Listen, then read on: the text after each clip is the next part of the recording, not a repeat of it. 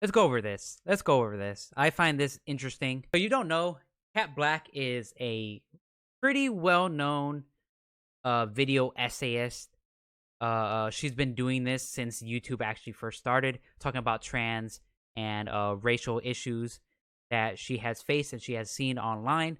So recently, she came in to like this drama with Vaush. The reason why I want to cover this is because I really like Vaush and I'm a big Vaush fan.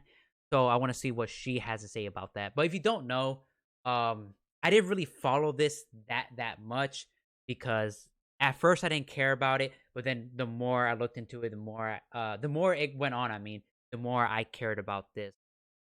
And what happened was Vaush sent out this tweet that's like ironic misogynistic tweet that Vaush and Vaush's community like to do, and it was toward J.K. Rowling. J.K. Rowling saw it, screenshot it, she posted it, and it made Vaush and left-leaning people who are on the side of the trans people make them look bad.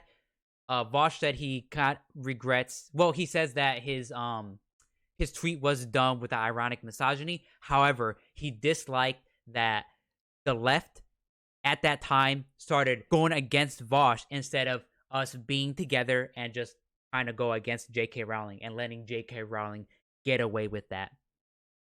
And that's something I do agree with him. I do think that tweet was dumb, but I do think that what was worse is the left's attitude during that whole situation there. Instead of attacking Vaush, we should have kept attacking J.K. Rowling until that situation was done. Then we can argue with Vaush. Feel like that's what should have happened, but of course, the left being like a lot of woke scolds being on the left, and especially on Twitter and online, they like to virtue signal, try to say that they're the most left-leaning, the most based people ever. So they don't see the bigger picture at all. So Cat Black tweeted that, retweeted that, took a screenshot of that, and said like, okay, is this good? What Vaush said, and like she also criticized Vaush for that. Her and Vaush had behind the scenes like a decent relationship with each other. So Vaush DM'd her saying like, okay, I don't want to bring this to stream. I just wanted to keep it privately between you and me. Saw you criticize me. Can we talk about this? And then because Vaush said that first thing, I don't want to bring this on stream, she thought that he was attacking her. So she went on and like was being super aggressive towards him, even though he tried his best to be super charitable and super like try to defend himself and like try to be super nice about that, and she would not take that. So I think that's where she completely went off the rails there. So that pretty much went on. I'll add more to it because she adds more to it in this article. But this is a long ass article. Oh my god damn. But I'm not gonna be reading this. I'm gonna have the audio read this. But it's something like Cat Black loves to do. She loves to write intensely. She did this with the Noah Samson video that I covered on stream. The Vaush effect right here. We're not watching this video. The video sucks. But over here, look at this. Look at this shit. Why? Why you like this? Why do you want to write so much? Please stop. Can you just give us a too long didn't read a version of this? This is just way too long. But it's something she likes to do. But this is her website, so yeah, I guess she can do whatever she wants.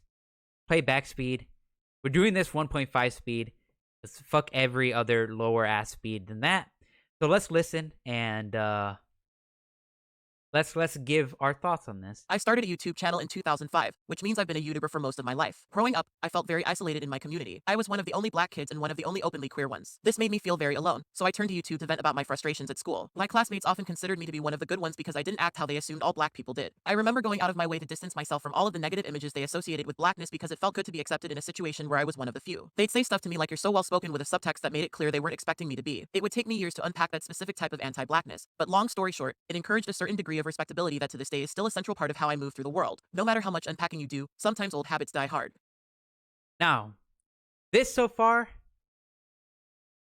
Not a problem. Nothing. Just talking about her own past uh, um experience that she had in school, about the racism she and that she had experienced. There's nothing wrong here. So let's continue.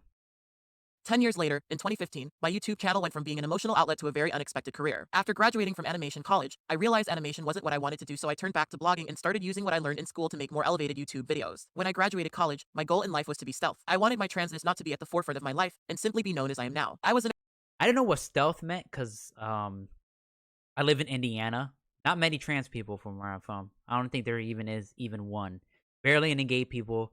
Mostly just straight white people around. So I don't know like that much about trans culture and like gay culture because there's barely any around here.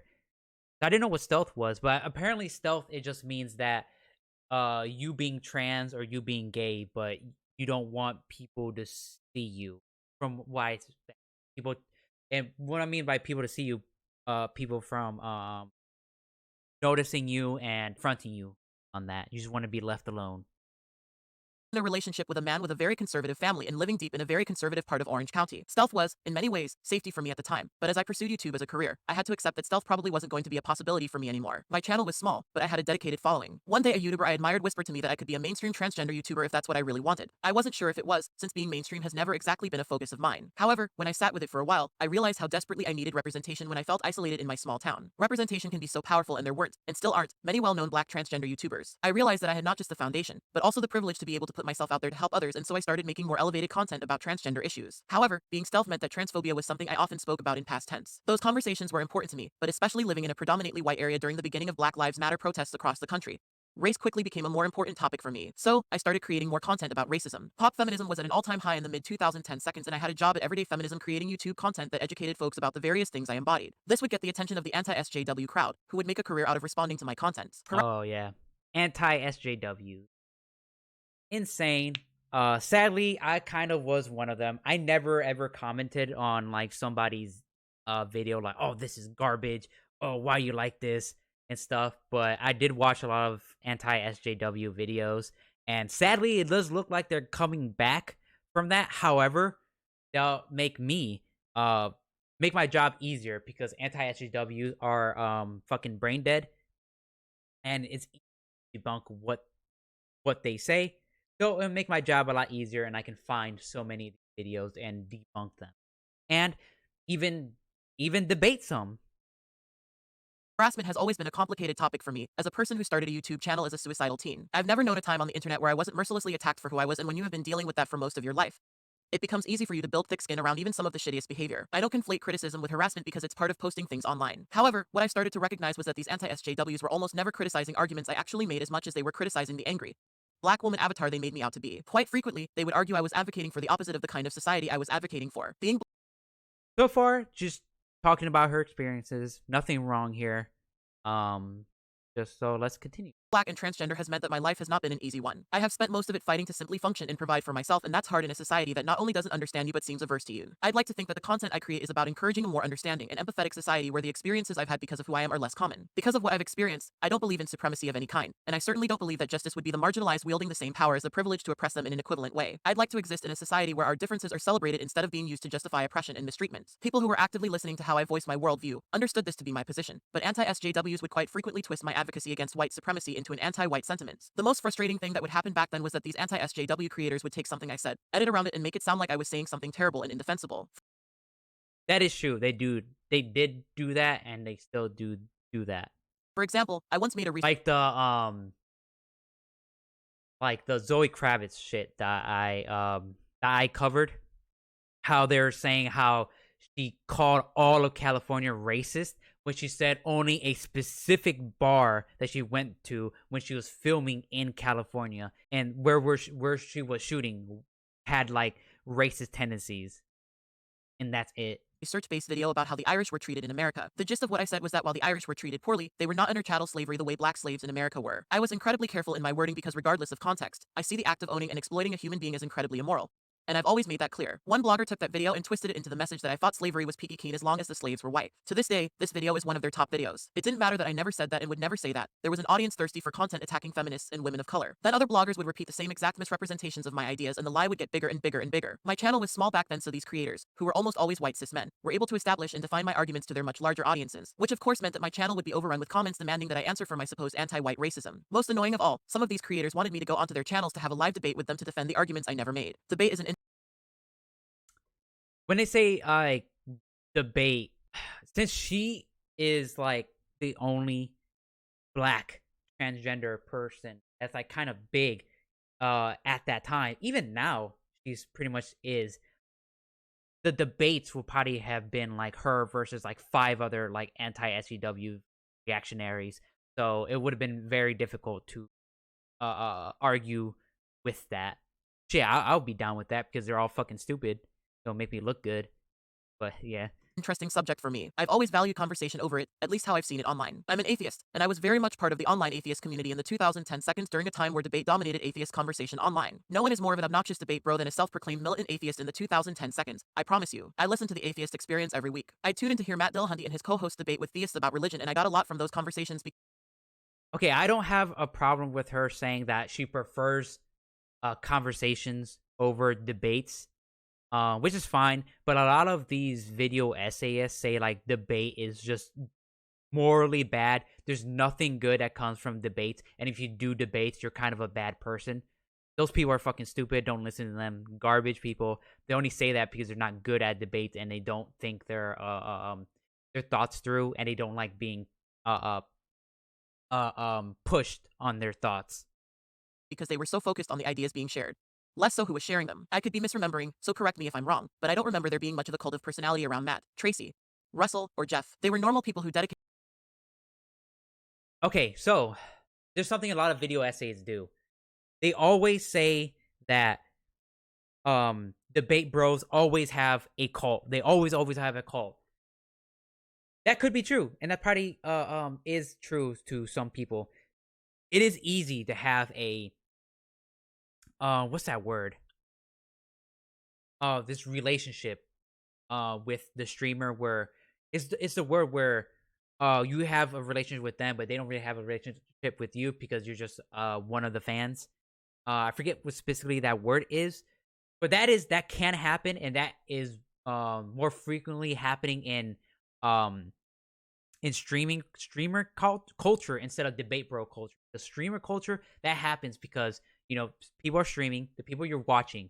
If you talk to them, they can talk to you right back, and it can be like your direct conversation. That doesn't really happen with video essayists, since you have to comment below on their YouTube channel, and then it depends on like what days, or if they even see how much YouTube comments they have. They probably won't even see you and stuff. It is harder to have that in video essayists, but I don't like these video essayists saying that it's pretty much like it's impossible and it only happens in streamer culture. No, it can 100% has happened in video essayist culture as well, and it's probably like it's just a lot easier to happen in video essayists.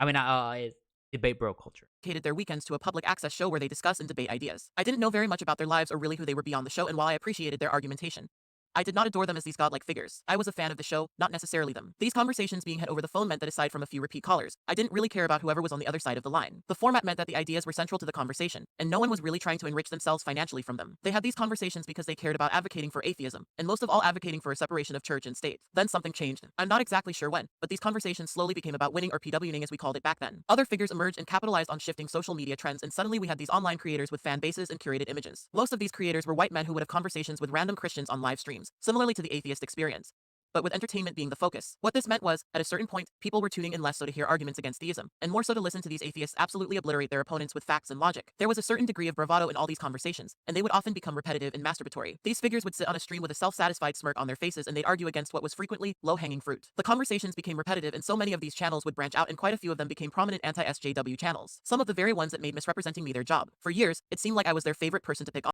on. I ignored most of it, but it still got to me that they were able to so easily establish me as having ideas I simply did not have. I have very few pet peeves, but a big one is a confident belief in something untrue about me. I don't really take issue with someone criticizing my actual ideas or positions. Now, this is something that's probably 100% true, and I don't blame her for doing what I'm about to say, because not everybody's in it, and she also does not like debate, but she she could have made videos like criticizing. I don't even know if she did. She doesn't say here, and I don't watch her videos, and I barely watch any of her videos. Uh, I tried to watch. I only watched the "Why is bread tube so white" video, and I had trouble getting through that video. It's a good video, but for some reason in the video she kept cutting herself off and kept drinking wine, and it got so annoying to a point where I'm like, why is this in the video? Just edit it out. It just pads the runtime for no reason. And then when she's like on a good like thought train with, okay, I'm feeling you, she just cut it off by drinking wine, and then she would just forget what she was saying, and it was just like upset, like, okay, why? It is still a decent video, but I wish she stopped doing that.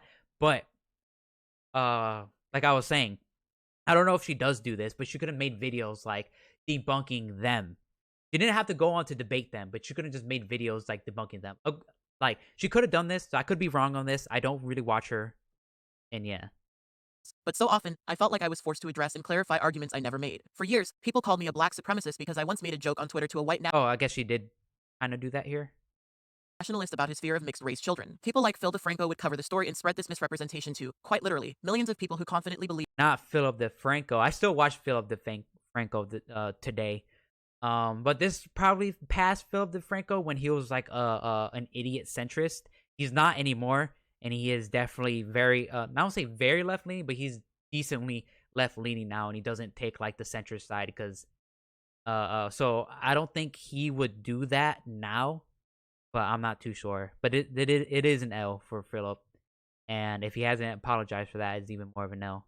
I not only hated white people, but thought I was biologically superior to them. No one criticized the white nationalists sending me hate, just my response. There's a side of the internet who believes that I think a man looking at me for too long is rape because I made a video about rape culture where I described a man stalking me on my way home and trying to invite himself into my apartment. Quite frequently, I found myself derailing the conversations I wanted to have to clarify that I didn't hate white people or cis people or men. I couldn't actually just talk about what I wanted to talk about. I had to obsessively worry about how anything I could say could be easily taken out of context, and this became quite overwhelming. Perhaps that was the point. I started to think maybe it was my approach. Back then, most of my videos were scripted in under 10 minutes. Sometimes when you're trying to be concise, but comprehensive, you can sound declarative. I figured that maybe that's why people thought I was such a dogmatic person. So, I invested in a teleprompter and started speaking more freely and less stoically. I wanted to be more personable and welcoming. I thought that would make it less likely that people would misrepresent me. In so many ways, that worked, and my channel grew quite a bit. However, I'd leave my relationship in 2017 and embark on a new journey to the city where I would try hard to find the person I lost in that relationship. Now I was 27 years old living in the city for the first time in my life. I was overwhelmed, but this felt like the right path for me. I was finally in a more diverse area with the sorts of people I wanted to connect with, and in many ways, I changed pretty drastically as a person. With that being the case, I felt like I needed to take a break from YouTube, so I didn't upload a new video for an entire year. During that time, I really tried to re-examine what I was doing on YouTube, and if I'm being honest, I became frustrated with the fact that I could devote so much time to researching and scripting videos, just to have some white man wave his hand over it, misrepresent it, and establish to the world what I actually meant. This pattern had a way of causing me to doubt myself to the point where I really started to question if my videos were as bad as people seem to make them out to be. To this day, I watch some of these videos back and it's crazy how concise, polite, calm, and non-confrontational they actually were in retrospect. I didn't want to bend to the pressure to stop creating content, but I had to examine what would be healthy and stable for me. So, I figured if they couldn't trust me to faithfully narrate history, maybe they'd trust me to faithfully narrate my own life. So, my work became more personal and less political. For the most part, this worked, and my channel grew pretty dramatically, but YouTube had changed quite a bit since I was gone. In my absence, Yeah, this is the video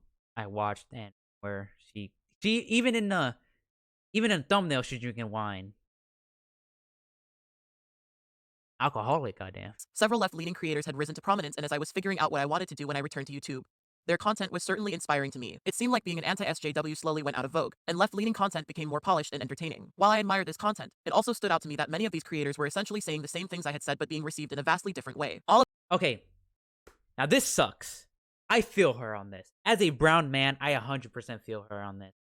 If I was white, more people would listen to me on like everything I say, everything, and they'll think that I was actually smarter than I am, even though I'm just giving the same talking points and they're using the same rhetoric and like the same words and everything.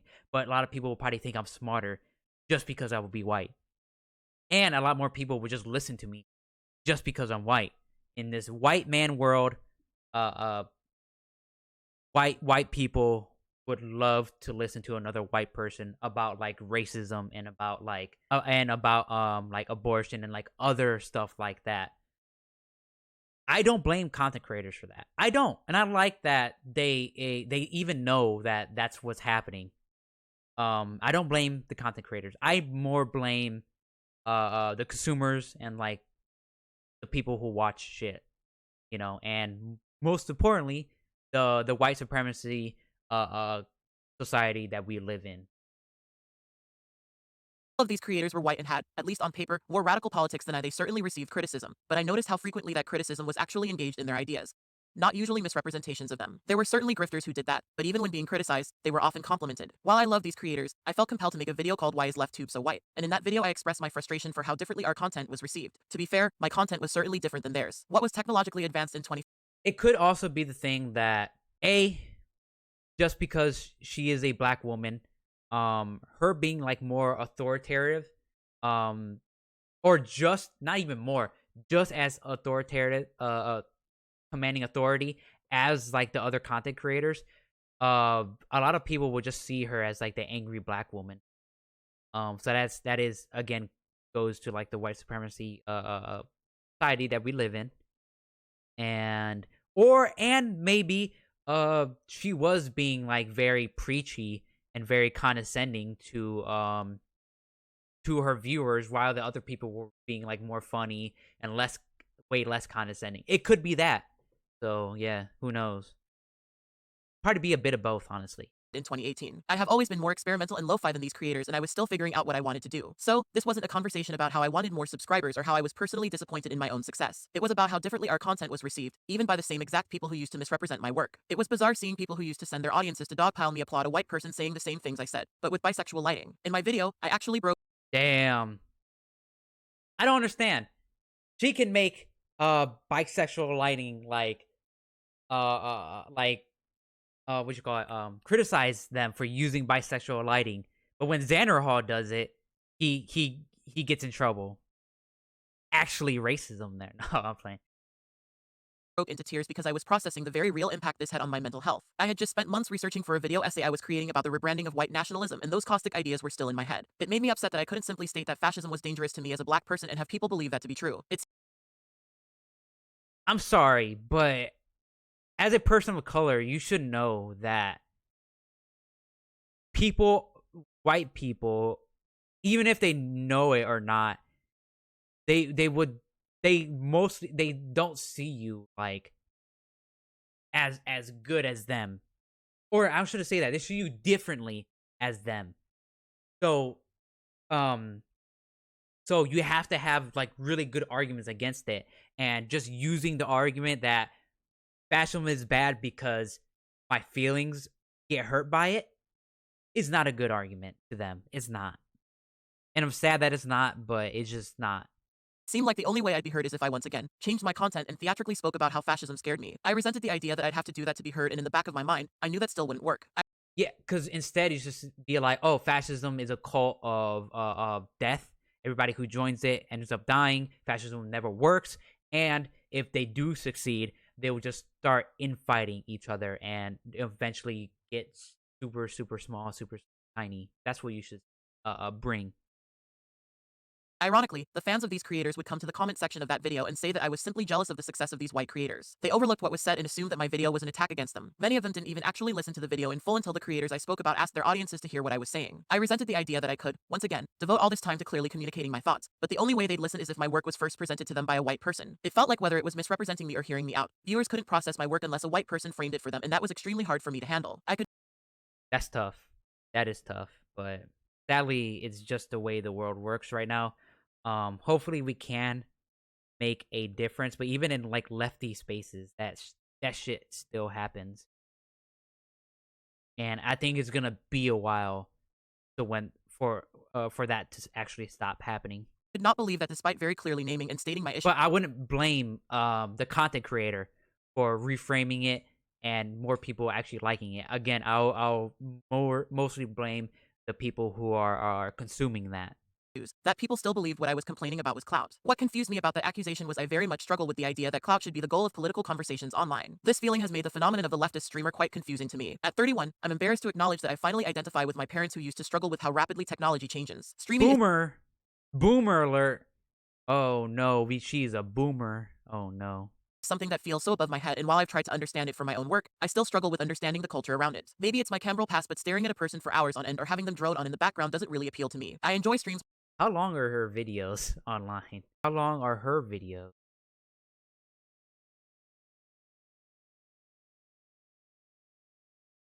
34, 11 minutes.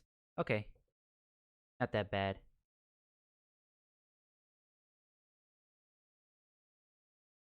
Or not that long, I said. Bread 2. How long is the Bread 2 video? 43 minutes? Yeah, it's not that long. Never mind. I can see why she, because if her videos were 3 hours long, like fucking, H Bomber guy, some of his videos are hella long. Sometimes as long as streams. I would be like, I mean, people do the same thing with your video, but no, her videos are kind of, decently short. When they're structured, but I don't really understand the parasocial nature of streaming culture. Perhaps because of this, I've been baffled by the Parasocial, yeah. Again, this happens in video essayist culture as well. It just doesn't only happen in streaming culture. Parasocial relationship is in so many other things. Musical artists have parasocial relationships. Fucking sports people fucking play sports. I forgot what's the actual word for that. They have parasocial relationships with their fans. So it's not just streaming culture. It's amplified with streaming culture. Friend of the so-called dirtbag leftist who doesn't feel very functionally different than the anti-SJW crowd that used to harass me. In fact, to my understanding, that's their target audience. Here is where I disagree. Okay, I disagree with her a lot. Okay, it seems like to me in this is that she's just kind of jealous here, kind of. And some of that jealousy is warranted. Like her saying that white people just taking her ideas, reforming it a bit, and then having people listen to them just because they're white. Her being jealous, 100%. She deserves to be jealous there. She deserves to be mad at that. Again, more mad about the consumers, less about the creators. About that, 100% agree with her. And if that ever happens to me, I'll probably end up being jealous as well. But here, it seems like she's just jealous that streaming people are having bigger influences online than she has. Not just because they're white, just because they're streamers. To me, that's wrong. And what's wrong, super much I have a problem with this, is that she doesn't like that these dirtbag leftists are converting the anti-SJWs to be part of the left. What else are you supposed to do? How else are we going to get more people to be part of our leftists? We get them from people who are more right-leaning than us, convert them to be just as left-leaning as us. We're not going to do that by just making preachy videos that only appeal to already leftists. That's not going to work. That's not happening. We're not going to grow because of that. So that's something here I completely disagree with her. Speaking of being young and hip, my first impression of the dirtbag left was that it's an attempt to make all of this boring political stuff more entertaining and edgy. They say the naughty words I avoided during my pop feminist days, and apparently these tactics appeal to people who were caught up in the so-called alt-right pipeline. Readers might be shocked to hear this, but Isn't that like a good thing though? Since they took them away from being alt-right and then they made them leftist. To me, that's a great thing. Not a white person, so I've often struggled to understand how a white kid could grow up and just accidentally trip, do a racism, and start advocating for an ethnostate. So this I like to say this. White people do this. More white people do this than any other people. I'll agree with that, 100%. But white people aren't the only ones who do this. Ever heard of fucking the Nation of Islam and like other groups? They 100% want an ethno-state as well. Black Hammer, they want an ethno-state as well. Garbage. Anybody who wants an ethno-state is trash. Okay? Black people, brown people can also do a racism and start advocating for an ethno-state. And I grew up and accidentally tripped. I didn't do a racism, and I didn't advocate for an ethno state, but I was heading down the alt-right pipeline. Thankfully, I didn't get that far because I have enough self-respect to know that they're just being racist against me and thinking that I'm not a person or not as good at them just because of my color of my skin. So I quickly grew out of that just because that barrier I couldn't get past. But other people I have seen, even like non-white people, do go down the alt-right pipeline, or they just say that they got out of it.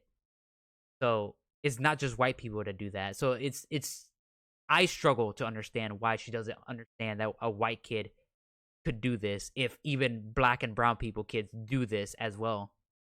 This content has never really appealed to me, personally. That said, I was constantly told that their work was far more effective, and far more leftist than mine. As a person who obviously wants what I create to be helpful to others, I overlooked my initial reservations and tried to understand the tactics behind their approach. However, I predominantly saw them through the lens of Twitter, where I'd see them engage in racism, sexism, and transphobia in an apparent pursuit of leftist principles. I was told repeatedly that whatever I interpreted as bias was simply tactical. When I'd say this didn't seem very left-leaning, their audiences would browbeat me with a very Jordan Peterson-esque demand that I watch their 10-hour-long live stream to understand the full context of why they were saying what they said. Damn, that's kind of true though. Some people do that.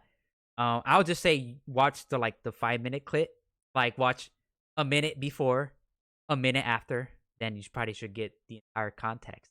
But the tactical N word, oh my god, that Vaush did. That's a classic moment. I was like, that shit shook me when I first heard it. I was like, what? Did he actually say that? But knowing that he did that, the reason why, I'm more okay with it. Still don't like that he said that, but I can see why he thought that was a good reason to, and is more understandable to me. The person who has been used to being misrepresented, I guess I understood that request to some degree, but time and time again, this brand of right-wing appealing leftist content was not only unwelcoming to me, but incredibly antagonistic towards all of the discussions I had about race and gender. It seemed like being part of the dirtbag left was being dismissive of these issues, and it was bizarre for me to observe that these particular people were being celebrated as further left than I was. It's strange to me how their ideas can parallel conservatives, yet somehow be further left than me. This confused me quite a bit, but my altercation with Vaush, the most prominent dirtbag leftist, would help me understand exactly why I should have gone with my gut and ignored this altogether, instead of trying to understand the tactics. But then the tactics are working. Vaush pulls a lot of people to the left from being conservative. And yes, he does use some conservative tactics, but a lot of his are not. From what I know, I could be wrong about that. All J.K. Rowling had to do was shut the fuck up, and she could have been almost uncritically beloved for like a century. This is the thing that started the J.K. Rowling and this drama. Women be quieter, start apologizing challenge. I feel like it was just this would have been perfect right here, and this one not. But he got too carried away there. When it came to Vaush and others like him, I had largely dismissed them as being not for me. If they help little racist white kids come to the left, I think that's probably a good thing. However, Vaush would often trend on Twitter each time he'd get into some spat or say something dumb. Recently, he made a tweet where he said that Jake. Most of the time, most of it, he gets he trends on Twitter. It's because he disagrees with tankies and the woke scolds, and he's mostly right when it comes to them. Those tankies are always wrong. Woke scolds are wrong like 99% of the time. So that's the reason why he trends most of the time. Doesn't say Vaush has been wrong. Vaush has been wrong before many a times, but when it comes to like him trending, he's mostly right. K. Rowling could have remained a beloved author, but instead decided to derail her career to be transphobic. I agreed with that part. He then followed that tweet up with an ironic joke about how women should be more silent, not TERFs. Not J.K. Rowling specifically, women. This tweet got a lot of attention, including from J.K. Rowling herself, who would go on to compare his tweet to the domestic violence she experienced from previous partners. Now, TERF discourse is mind-numbingly cyclical, and entertaining it as reasonable probably isn't a good idea. But one thing I've observed from many gender-critical cis women is they often seem to be functioning from a place of very real trauma. Trauma they have because of how men have abused or mistreated them. When I came back to YouTube, I decided to speak openly about my experience as a rape survivor. I had spoken around that topic on my channel for years, and I wanted to start having conversations about trauma because those conversations aren't frequently had. As a survivor, I understand how trauma can frequently manifest in a way that isn't rational, where you may fear certain types of people because of what you've been through. I don't really believe in sympathy for transphobes, but I do empathize with the fact that some of these people have experienced trauma and feel how they do for that reason. Perhaps because it's a very personal thing for me, but when I saw this tweet, even though I understood he was making a joke, the misogyny bothered me. In theory, he's saying something that was in defense of me, but I didn't feel particularly helped by what was frankly an unnecessary misogynistic joke. TERFs are often struggling to find examples of transgender women and their advocates being misogynistic. That's not true. That is not true at all. TERFs always find examples of transgender women and their advocates being misogynistic. They always do. Woke schools always are super sexist against turfs online. And it's Twitter. You can find every single bad argument, bad idea on Twitter. So that's just straight up false and wrong. And it just seemed like a very obviously bad idea to be misogynistic while defending transgender women, especially because it seemed like it sabotaged the message of the tweet. And it wasn't necessary. I believe he didn't expect her to see it, but I'm still confused by why that matters. The post went viral and appeared in my feed and certainly made me think about the tactics of so-called transgender allies that may lean heavily into misogyny. We should have attacked J.K. Rowling, and then when it was over, then you could attack Vaush. But instead, we just went straight to attacking Vaush. We didn't stick together. Recent years, I've come to regret the ways we spoke about allyship during the height of pop feminism in the 2010 seconds. I think it encouraged a very performative expression of support that focused on building a brand around your allyship instead of actually doing the work to truly unpack the impact of oppression and how the privileged benefit from it. A lot of people seem to have gotten the impression that putting things in their bios or wearing t-shirts was enough. And most of these people truly only put on those performances for other privileged folks. I remember how jarring that was when I moved to Los Angeles, and the allies in my various communities seemed to only ever surround themselves with other privileged people and never truly stood up for the marginalized in a way that would require they be a bit uncomfortable. For example, I remember when a venue in La made it clear that they were going to specifically charge transgender women more for entry, as to discourage them from Damn, what coming. the I fuck? saw several of the people who'd posted Is that illegal? That might be illegal. pro-trans stuff on their various social media pages still go to that event because they wanted to. That is fuck. That is really really bad that they did that. And if one of my friends ever did that, I would never ever talk to them ever again. I would just cut them off. The fuck you preach all this that you're like pro BLM, like anti pro immigration and shit like that, but then you still do something that supports anti BLM and anti immigration and shit like that. An event I wasn't welcomed, but they were. It's clear to me that some people deeply resent the idea of allyship in practice, but support the idea of it in theory. At least that's the impression I get. It seems like allyship has become this thing to be congratulated, not an expression of work you've done to understand what you're supporting. I've seen these allies get defensive when someone expresses to them that what they're doing isn't very helpful. The conversation shifts immediately from trying to Um, when it comes to like the allies, get defensive when someone expresses them what they're doing very helpful. Depends on what they're doing. If it's like a Wolf Gold telling them that they're not getting helpful, but and they're only bringing out like horrible arguments to like defend their position, and the allies is like, what? Why? No, that's bad. Like what? But then you blame the ally for getting defensive. Like no, gotta give out good arguments to show why what they're doing is helpful at all. address the issues they're claiming to be against, and it becomes all about them. It's clear to me that people like Vaush really resent the idea of their advocacy being criticized in any way, and it doesn't help that by virtue of being a cis white man, he's applauded and given a mountain of support and credit. People forget that Vaush is gay. Well, he's pansexual, which is gay as well.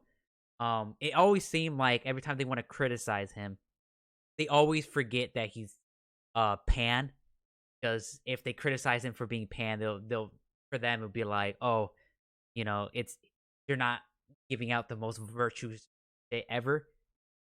But you remember he's pan too, so they're them trying to paint his like as a cis white straight white man too.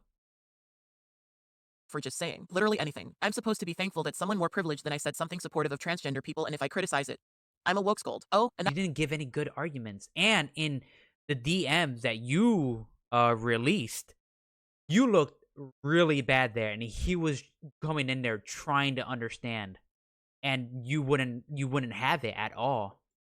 So that is your fault for him being defensive. that's another thing. The dirtbag left hates wokeness, which almost always refers to the various conversations marginalized people have about their experiences with oppression. To me, Maybe I have heard some of that. Like I have heard like experiences doesn't matter. Just show me like the sources and the data on stuff. Which on its face isn't actually bad, but I feel like we overcorrected on that. We shouldn't overcorrect on like only our experiences or anything. We should like get somewhere in the middle. citing misogyny while defending transgender people draws attention to the lack of work he's done when it comes to truly understanding transphobia. Transphobia and misogyny are intrinsically tied. Transgender women are seen as shameful men who have lowered themselves to become something lesser than them, and trans men are seen as confused women who are incapable of understanding their own bodies, who must be led back to their rightful delicate genders. Both of these thoughts cite misogyny. For that reason, I have always been suspicious of people who are misogynistic, but pro-trans. However, that's me. I wanted to ask other transgender women how they felt. So, I made a post asking transgender women how they felt about this. But you're not okay. Transgender women are shameful men who lower themselves to be something lesser than them. Cat, cat.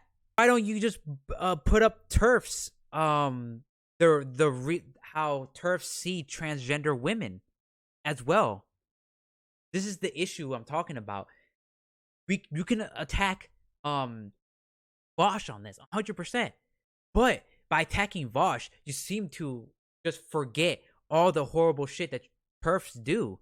Because turfs also say that transgender women are like rapists, that they go in to women's area and try to like sexually harass and sexually assault them, which is just not true at all. But it's weird how she doesn't bring that up here.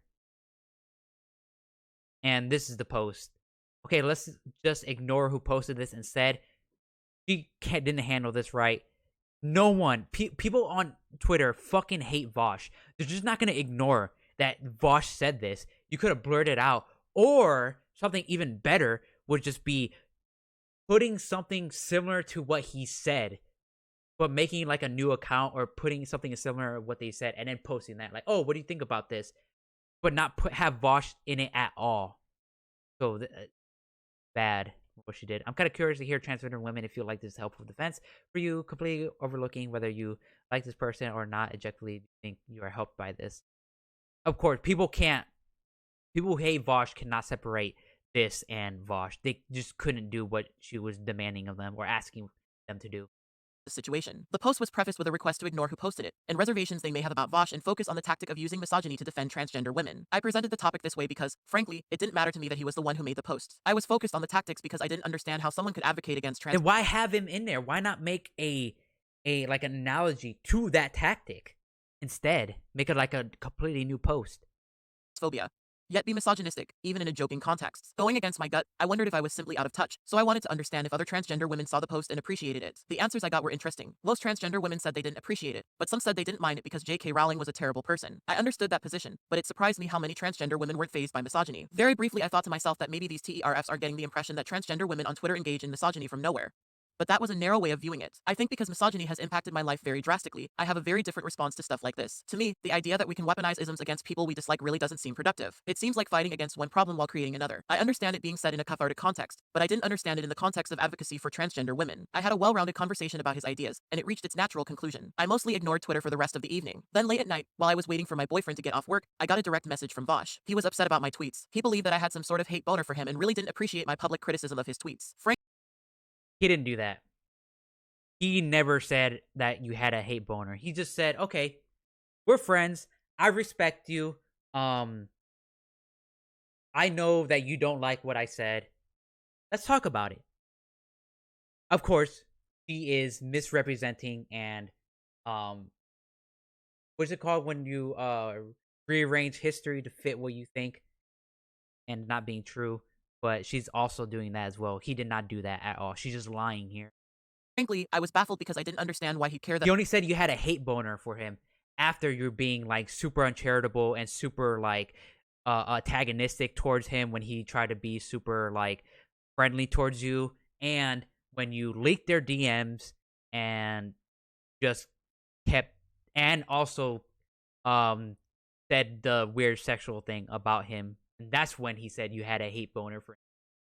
that I was having an objective conversation about his ideas, not him as a creator. My thread didn't include personal attacks, nor did it encourage people to attack him. It was quite the opposite, but he wasn't convinced. Once again, what I said couldn't be taken at face value. There was some unspoken sinister nature beneath my words. I tried to politely communicate that he isn't— I think there's something going on here. I think she has been misrepresented so many times by the anti-SGWs. When someone actually like criticizes her like for what she actually did, she thinks that she's getting misrepresented. Something Vaush does as well. A lot of people have misrepresented what he does, but when he actually does something bad, he always thinks it's misrepresentation. It's something like both of these people do, and they definitely need to like check on that. isn't the person who takes up space in my mind like that, but there's really no way of saying that without sounding like a massive bitch. I don't hate anyone online, and sadly, often to my detriment, I tend to be a very forgiving person. However, I deeply resent the idea that I have to engage with all of these random lefty folks who make YouTube content. With that being my position, I could have ignored the messages, and I probably should have, but since I was bored, I entertained him a bit. I respect that his fans probably think I owed him But since I was bored, I entertained him a bit. Of course, she was like going into like super bad faith. He was trying to save the relationship, or like try to do it like in an adult way. We're adults. We can talk about it. But it seemed like she wasn't being an adult here. All right, let's read this. I already told you I didn't read your message because a hypothetical is about an entire different subject. Getting concerned for your well-being. Of course, these are taken out of context. These are nowhere near the first DMs. They're out there. You can read them, and it doesn't make Blaque looks good. It doesn't make her look good. That's why she's only taking certain screenshots from it. Because the hypothetical seeks to defend what you said. It would be there's no reason to read this. Taken out of context. to have objective conversations about people's ideas, not really tear them down as individuals. For example, in the several videos I've made criticizing Ariel Scarcella's content, I focus on her content and the ideas behind it, not her as a person. Socially, she's also an absolutely miserable person that I'm not a fan of, but that really isn't relevant to the conversations I've had about her ideas. Watch almost any video I've ever made criticizing other bloggers and you won't find me being obsessed with tearing them down, personally. However, I think I might have truly underestimated his ego. I cannot think of any time in my 16 years of being on YouTube that I have gone into someone's DMs to demand that they have a debate with me. And I certainly wouldn't feel the need to— He didn't want to have a debate with you. He just wanted to have a conversation with you. And that's it. do it in this context. I respect that he felt misrepresented, but it's not like he didn't know he was deliberately citing misogyny. That was a joke. I always find it to be quite strange when people throw rocks and then hide their hands. I fully acknowledge that he was joking, but that didn't change the question for me. I didn't think he was a true misogynist until he said misogynistic things to me privately. I didn't understand why the conversation needed to happen to begin with. Let's say we went over everything. Because he respects you and you criticized him. You guys had a relationship before. What? I'm sorry. If a friend, not even a friend, if like an acquaintance of yours that you sexted with and had like a decent relationship with started criticizing you, wouldn't you be like, hey man, you shouldn't need to make this public? Instead, couldn't you just talk to me privately and we could have figured this out? If what I did was actually bad, that I would change it. Or if what do you think, or you're misrepresenting what I said, we could fix that as well privately. I don't understand. What?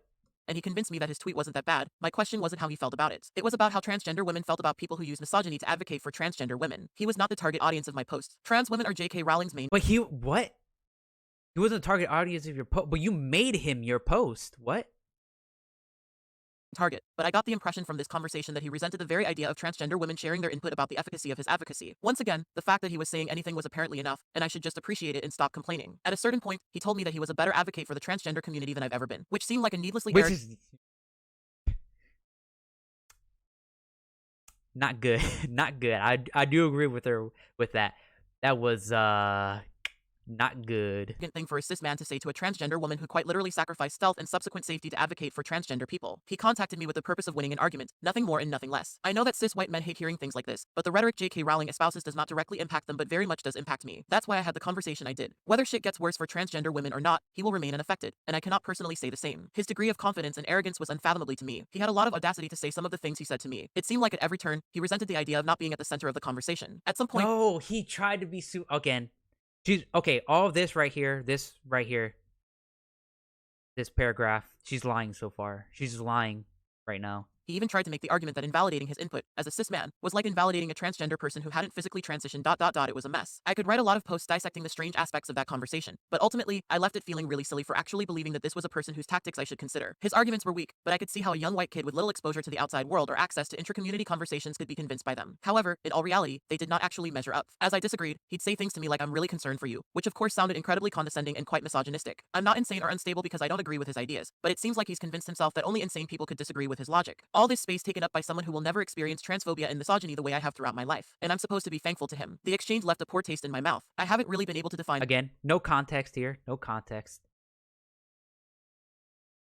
this feeling, but there's a type of interaction I've experienced when men will say some really messed up, often gaslight why or manipulative stuff to you in private, and you're expected to just deal with it because calling it out often reflects poorly on you. I still could not She's really lying understand still. why he contacted me Remember and why that. he spoke to me how he did. It did not really feel like a conversation as much as it felt like a setup. His messages were phrased as gotcha moments, and he was shitty to me throughout. After years of putting up with bullshit online and not addressing it publicly, I felt like I should say something. So I made a thread It wasn't a gotcha moment. It was just a analogy, a hypothetical, as you may, about the situation going on. And you didn't want to address it because if you did say it was a perfect analogy or hypothetical to this situation that's going on here, and then she would have said, "Yeah, it's bullshit for like Ben Shapiro to say that we would should attack Ben Shapiro," because the analogy was like, fuck, I don't even remember it like specifically. I don't even remember like but it was like this black rapper saying misogynistic things, but like, I think criticizing Ben Shapiro, but Ben Shapiro would have saw that and started criticizing him for saying the misogynistic thing, and I think he told Cat Black, would you back up the black rapper, criticizing Ben Shapiro, or would you just forget about that and criticize the black rapper for saying misogynistic thing? And she would not answer that at all because she knew if she actually said what she felt, that she would actually back up the black rapper, then he'll be like, okay, then why didn't you back me up? detailing our interaction. I didn't want to share the actual exchange because I felt odd about sharing DMs, but when Vaush saw the thread, he would go on to deny that the conversation went how it did and rant about how obsessed I was with him. This is where my pet peeve got stuck on a loop because I am far from being obsessed with I him, don't but think that saying this happened about either. I think she's still lying here. About I still don't remember the timeline, but she did that. She posted the tweet before. Then they had the DM. I think then she. No, I think he was like, yeah, I had this conversation with a YouTuber. It didn't go well. I think that's what he said. And then she saw that, and then she leaked the DMs, and then that's when he said the other stuff. So she's lying here. I believe. I could be wrong though. me so confidently and his audience believing it really did bother me. So, I decided to stand up for myself and I shared our DMs on Twitter. You can see all of our messages right here for your own curiosity. When I posted the DMs, I posted it with the caption the Yeah, it's does not look good for her. So I don't know why she's posting it, but I'm not gonna read through this because it's, you know why it's taking a while to load. You know why? Because a shit ton of DMs. You don't understand. There's a shit ton of them. Okay, here never we been to go. being obsessed with it. Vaush is the few days we sexted, but I'm not going to share those messages. Here are the relevant ones. I'm ashamed to admit Yeah, why did you bring that up? Why would you and Vaush sexting? What did that have to do with anything? Why did you bring that up? it, but forever ago, Vaush and I sent some spicy messages back and forth. I still wasn't remarkably familiar with his content, but back then I was in a certain headspace and for whatever reason I felt comfortable sexting him. I was still figuring my own shit out and adjusting to life in the city. Again, why? Why are you talking about this now? Even like, why? It has nothing to do with this. Why? And I hadn't really been single for a really long time. And I made a lot of mistakes with men in that phase of life. Back then, all a guy had to do was be a leftist with a beard and I was probably interested in him. I gave entirely too much credit to men giving themselves the leftist label. At this point in my life, I've dated enough annoying DSA dudes to no longer give men such credit. I honestly don't even remember how it started or who initiated it, but it happened, and I knew that he knew that. Since our exchanges, I've heard, but still not deeply researched, that he does that sort of thing with a lot of women, trans women especially. I figured since he was running with the obsessed narrative, that would be the only So are you calling him like a chaser, like a fetishized person? What does this have to do with anything?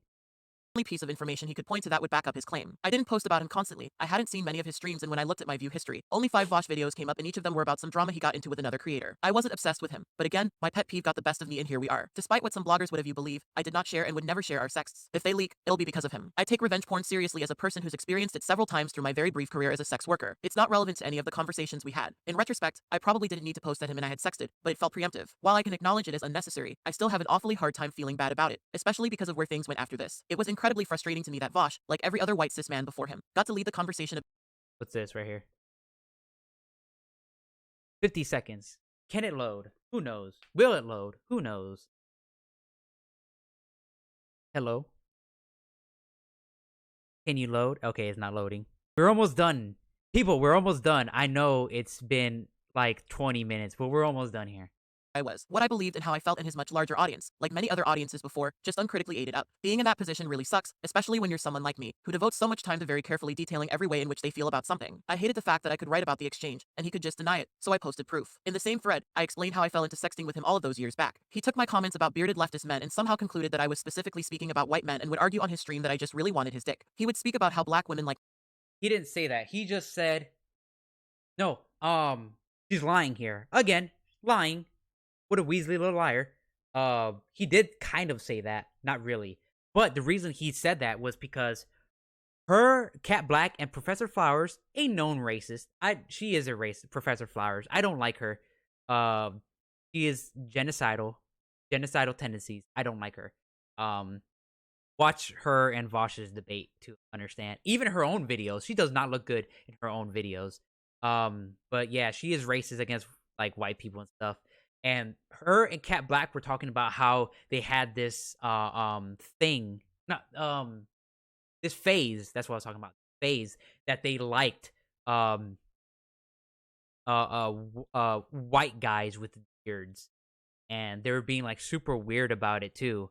And then Vaush said, yeah, uh racist people do tend to do that. Like racist white men do like to jerk off to a lot of interracial porn. Same thing with like racist like black people. They probably like to jerk off to a lot of interracial porn as well. And that's what he was saying. Myself, who stand up against white supremacy and advocate against their own oppression, truly deep down inside, have a fetish for white men.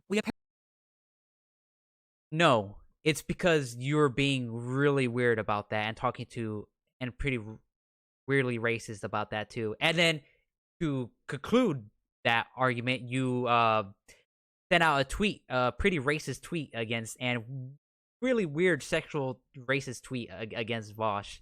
So yeah, I mean, he did prove himself right from what you did afterwards. Apparently racially fetishize white men the way racist white men racially fetishize black women. These comments really upset me because I have devoted a lot of time on my YouTube channel to speaking about how racial fetishism has harmed and alienated me. Racial fetishism can happen any ways possible. Black people can racial fetishize white people and or any other race of people. Same as brown people, same as white people, same as Asian people. Everybody everywhere can racial fetishize anybody else. Okay? Just like anybody anywhere can be racist against anybody else. Especially in the context of relationships. He twisted what I said and argued that I wanted to be sexually degraded by white men, and to me, that was pretty repulsive. In response, I made a tweet about how underwhelming his penis was, because, between you and I really couldn't remember what it looked like, just that it was forgettable to me. That seemed like a rather light comment in comparison. Like my previous comment, I can acknowledge that it probably didn't need to be said, but I struggle to feel bad for saying a man who argued that I was obsessed with white dick had an underwhelming penis. I just do. I've been bullied. Okay. This is the tweet she sent out. She said, first of all, I am a social justice black mage. Do I like white dick? Not necessarily my top choice, but I'll settle for it. I was underwhelmed in this particular case, though. Now, let me flip that around. Think of me as a white guy. I'm a white guy, all right? I'm Vaush. I'm literally Vaush in your mind, okay? Now, imagine, I'm going to say that again, but I'm going to rephrase it. First of all, I'm a social justice white mage. Do I like black pussy? Not necessarily my top choice, but I'll settle for it. I was underwhelmed in this particular case, though. That sounds weird. That sounds super weird now, doesn't it? And that's why this tweet is pretty bad and, like, really sussy. Yeah, and she should not have made it. And she'll say she kind of regrets this, but she doesn't. She doesn't regret this at all. She never walks back on this at all. And mistreated all my life. I have never known what it felt like to be protected beyond very few, often very conditional romantic partnerships. I think for that reason, I have these two fairly dramatic reactions to situations like this. My default position is to be patient and thoughtful, but there's also a side of me that will go right for the throat if I want the conversation to end and end quickly. That's what happened in this situation, and it's a side of me that most of you don't see because it's not a side I enjoy sharing. I cannot defend what I've said, but I will repeat that I do not feel bad for saying it, and perhaps my long history of being harassed has made it hard for me to understand why these sorts of things bother other people so much. I understand how they would if we were any other two people, but I've struggled to understand why it mattered in this case. From what I could tell, there was a completely different set of rules for him, and he gets to be disrespectful and shitty, and if I do it back, I'm the asshole. He wasn't being... Okay, again, DMs was not being disrespectful or shitty. She was first being disrespectful and shitty. Okay? Then afterwards, he didn't say anything about your race until you brought up race first, okay? You could have said, oh yeah, I don't like guys with beards. I don't like your haircut. Garbage. Bad. No one would have said anything bad about you. No one there. Call him his beard is weird. Yes, I genuinely thought he could take it, but much like J.K. Rowling twisting his shitty, but rather harmless tweet into a conversation about domestic violence, he and many other bloggers would twist this altercation into a story of sexual abuse and harassment and milk it for weeks to come. What I didn't understand at the time Yeah, it's not sexual abuse at all. It's not really even sexual harassment. It's just super weird.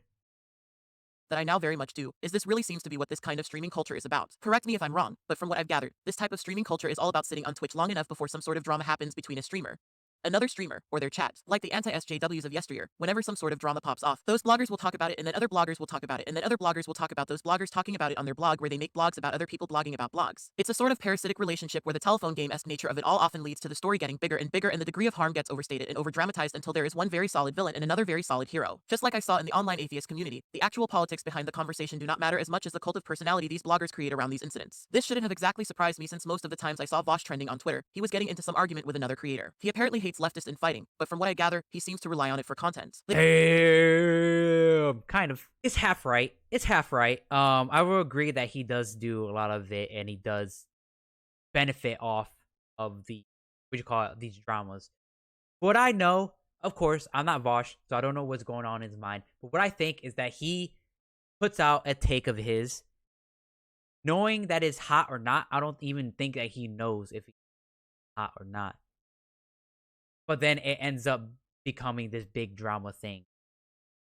So I think she's kind of half right here.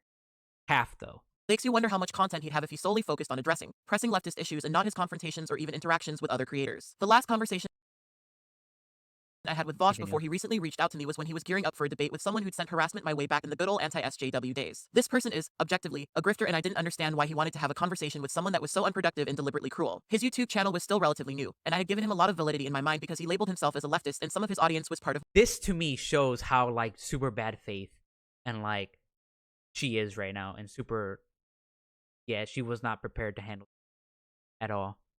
mine, and from what I heard, his content was enjoyable. I didn't understand the decision to have this particular person on his channel because, in my view, there are other more productive conservatives he could speak to who don't have a history of sending harassment at other people. We went back and forth about it, and ultimately, the reason he gave for continuing with the debate was that this person had clout. He was trying to grow his audience, and doing a debate with this person was a great way to do so, and he was right. That conversation led to him growing his audience quite a bit, and I left the conversation with the impression that clout, not these conversations, were his actual focus. It turned me off, so I no longer spoke to him. It's clear that we had vastly different priorities. I know. Hey, I think she probably is twisting it. He probably said, oh yeah, I want to talk to him because he has a big audience and I do want to grow my audience, and I can take his audience and put it into my audience. What I'm thinking what they're talking about is maybe jargon of a COD, maybe, but I don't think he's a grifter. I think he's actually an idiot and actually believes the thing. I don't know if it's him though, but if it is him, isn't it good that Vaush did this? Because if he grew his audience because of this, it's either a lot more people saw that video on the left and like he grew his audience because of that, and a lot of people know now how to like combat these people who give that audience, or B, he took that audience away from the person he was debating and made them turn into leftists. So it again, this is like the super bad faith that she has, and to me why she was not prepared to handle this conversation at all.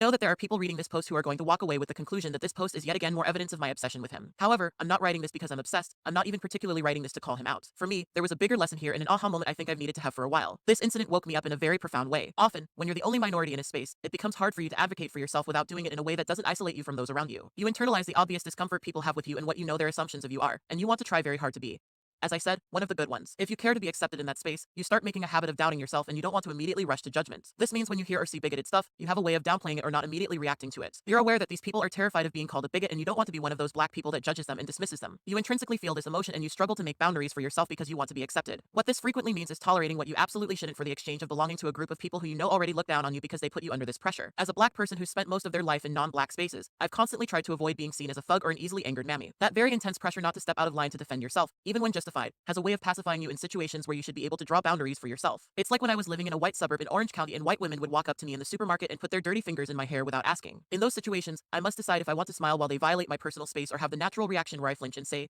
Fuck you, get your hands out of my hair. If I did the same to a white woman and touched her hair without asking, she'd think I was a weirdo. Hell, she might even call the cops, but by virtue of my blackness and how alien I am in those spaces, I'm expected to tolerate it, and saying no would make me uppity. Suddenly then I'd become the rude one for not allowing her to touch my hair. Even though I was being violated, the conversation would shift towards managing their emotions and making sure they knew that I wasn't upset or offended. Yes, these things would happen to me all the time when I lived deep in Trump country with my ex. It always bothered me, but I often struggled to say no. So usually, I wouldn't pull back and say what I wanted to say. I would nod my head, allow them to violate my boundaries, and go back to my shopping, because that was the safer response. I've learned that many white people react very negatively when you draw these sorts of boundaries. When you solidly say no, a lot of them cannot process it without hearing an accusation in the subtext. You can see that at several points in my interaction with Vaush. Like I said, when I first saw dirtbag leftist content, I was told by many people not to outright dismiss it. Like a white woman scraping my scalp because she felt entitled to my body, even though the bias was obvious.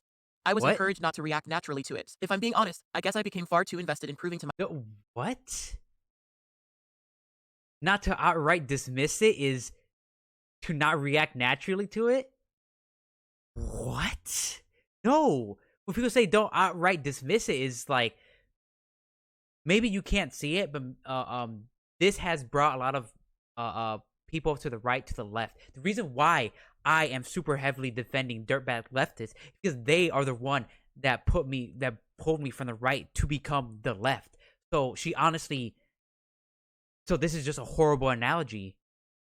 my audience that I wasn't that angry black woman avatar that so many people were saying I was. The fear of appearing that way made it so that I tolerated disrespect in a way I shouldn't have, and I was slow to properly draw a boundary between myself and work that obviously antagonized me. What stood out to me in this conversation is that from this altercation to my YouTube career generally, I've tried my best not to be seen as one of the bad ones, but I still was. I cannot overstate the amount of work that's gone into me carefully peeling over every word and how I said it and the tone in which it was said, and how that Are you perceived as one of the bad ones, dog? Most people on Twitter are Wolt scolds and fucking tankies, and they all are on your side, not Vaush's side. People fucking hate most people.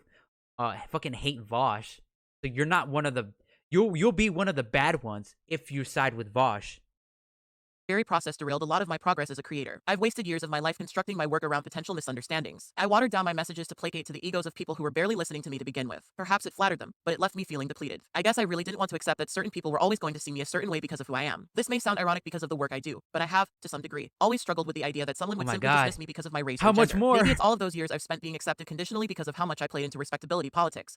But it's hard for me to understand how people could look at me and see me as an unfaithful narrator. I am not the kind of person who enjoys believing that I have certain limitations in life because of who I am. Though I speak so much about oppression, I suppose how I've moved through the world has let me very subconsciously feel as though what happens to other black or transgender people wouldn't happen to me because of how I am. I feel a pit in my stomach acknowledging this, but I think acknowledging this thought in the back of my mind is central to unpacking it. I didn't want to immediately believe that when someone disliked my content, it was because I'm black or transgender. But after 16 years of being transformed into an angry black caricature by others, it's very hard for me to deny that this is often the case. I have finally come to embrace that there isn't a version of me, nor a way of phrasing my criticisms of oppression that will ever be universally embraced or faithfully understood. No matter how politely I phrase it, there are going to be people who read what I say with a subtext of anger and malice that simply does not exist within me. I've made the mistake of believing that was my fault, but it's just a reflection of the system we live in. It was wrong for me to buy into this idea that I could shift white supremacist thought by simply adhering to a white supremacist outline of the sort of person I should be. I see that now. I must also accept that there are many people who see that I have a platform that sustains me who will believe that I do not deserve it because of who I am. So much of the bullshit I've gotten has had the subtext of how dare she have what she does. When Phil DeFranco made content about me being a supposed black supremacist, because YouTube has directly supported me a handful of times, they tried to get the attention of the CEO of the company to alert them that I do not deserve such support because of the beliefs they believe I have. I guess in the back of my mind, I would have assumed that bloggers like him wouldn't so easily buy into these false narratives about me. But that assumption is based on the amount of credence I likely give these creators based on nothing more than how I've been socialized to see whiteness. I think a lot of white creators do not intrinsically understand that a function of white supremacy is that most people will look at a white person and see them as a blank slate whose ideas stand on their own. Sure, if you're alternative or visibly queer in some way, people will make assumptions of you, but not in the way they'll make assumptions of me. As I said, I've heard things like you're so well spoken all throughout my life. I must speak well, dress respectably, and phrase everything I say in a docile tone for a wider audience to be receptive to what I'm saying. What I've struggled with is that mainstream frequently means having to engage in that sort of respectability, and what I've really struggled with is the reality of how much that doesn't align with who I am. People who have followed me since I've moved to Los Angeles have seen me slowly but surely shift my online persona towards something that feels more genuine to me and that has been incredibly freeing. For me, this lesson was one of the last ones I've needed to come into myself as a creator. I've learned through my experiences that no matter how I present myself or how much I assimilate, there will always be people who immediately look at me and already believe their assumptions of me. I've wasted too much of my life believing that there was something I could do to shift that impression outside of being so docile that I don't stand up for myself. I don't think Where it's a are we? coincidence that so many of the situations where people have hyper-focused on my less than polite words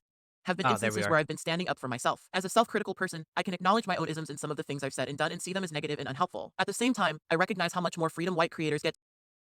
That's not true. That's not true. You're not acknowledging your own isms because you said you don't regret doing posting that weird sexual thing about Vaush. to be rude in the face of disrespect. Respectability politics very subtly teaches you that creating boundaries for yourself or even simply saying fuck off makes you one of those people. The more you meditate on it, the more you recognize that respectability politics are constructed to keep you in a position where you never quite get to accurately describe harm, where you never get to be justifiably angry or frustrated by the things that harm you. It has a way of telling you to temper your pain and placate to people who are already struggling with the idea that you're taking up space to begin with. When I broke down in my video about Leftu being so white, that was the exact emotion that broke through. The frustration with the fact that I cannot simply just say that I am scared and be trusted. I must politely dance and show fancy graphics that explain the exact reasons why I deserve to be. I hadn't processed that the very premise of having a conversation like that requires that I debase myself and put myself in a position where I am essentially begging for the privilege in my audience to hear me. It is inherently demeaning. When you play into that, it puts you into a perpetual position of frustration because these people were already barely listening to what you had to say. So when they still do not hear it, you feel exhausted by the labor you've wasted. That's what was happening to me, and I still hadn't let go of that toxic and untenable cycle. I can confidently say that your average white creator is unaware that black creators must do this all the time to get even a quarter of what they have. When I think of why so many of the black transgender women I've known on YouTube haven't become more successful, it's because they haven't been doing this. Looking at my own platform, I can see more clearly that I probably have the following I do because I've entertained respectability politics through most of my career. However, what this situation taught me is that when it all comes down to it, that doesn't work. Vaush would later be receptive and welcoming to a transgender blogger who made the same exact argument I made in my original post that upset him so much. Would it surprise you if I told you that she was white? I feel incredibly stupid giving Vaush and his ilk any degree of my energy or consideration. I regret seeing these tactics as valid enough to understand. Had I listened to my intuition, I would have dismissed him the first time I saw the bigotry and moved forward. I would not have been curious about his tactics, and I wouldn't have pondered his approach. I would have said that seems racist, transphobic, misogynistic, trusted my gut and simply moved forward. The upsetting question I've been asking myself is how much consideration would I have given him if he wasn't a white man? Was trying to make sense of what was clearly so disagreeable to me a reflex that I had because he's a white man? I think I've dismissed POC leftists for much less. I can sit here and pontificate about how frequently he's been able to get away with saying terrible things to people, but that would be repetitive. I already knew why, but I doubted my perception. My frustration was based in this idea that we were both equally considered for our ideas and arguments, but that was naive. Now, I no longer doubt my own understanding. I clearly see the reasons he and other bloggers like him get to be the sort of person they are, while I am given less leeway. This experience was frustrating, but I am so thankful for the clarity it's brought me. I've learned to stop attempting to placate to the emotions of people who need to be convinced I'm not who they've already assumed I was. I thought I had grown out of that habit, but when I reflect on my experiences, I realize that this is still a subconscious part of the way I approach these conversations. It's clear I still have unpacking to do. However, as our world becomes darker and the rights of transgender people are fought against so viciously, it does not serve me to neuter my arguments with pleasantries and a degree of consideration I am never given. I'm not going to feel bad for dismissing someone outright for engaging in behavior that is obviously antagonistic towards me. I am still a gray thinker and someone who doesn't think linearly, but I will no longer allow those thoughts to be informed by a subconscious desire to be one of the good ones. God damn, that took a while. Holy shit, we got it done. We got it finished. Whenever she wasn't talking about Vaush and like the online left sphere, it's actually really good, really informative. Like over here, talk about the anti SJW phase, talking about the supposed allies, even though they still went to the anti trans party and like other shit like that was really good. I really like that. But when it got to like Vaush and like the online left shit, that's when it got really bad. It showed her super lying about stuff. She wasn't being honest. How a lot of Wolt scolds, honestly, um, do this. I seen this. For some reason, they see as trying to figure this out the adult way, talking privately about this, trying to handle this just like by between adults. They see it as bad, and I don't understand why. Like when Vaush DM'd you by saying, "Okay, we can handle this privately. We don't need to bring it out publicly," and made a whole spat about this. She thought that was him being antagonistic towards her, which is very weird to me. And I don't understand that point at all. But yeah, um, weird. But that's Waltz Golds for you.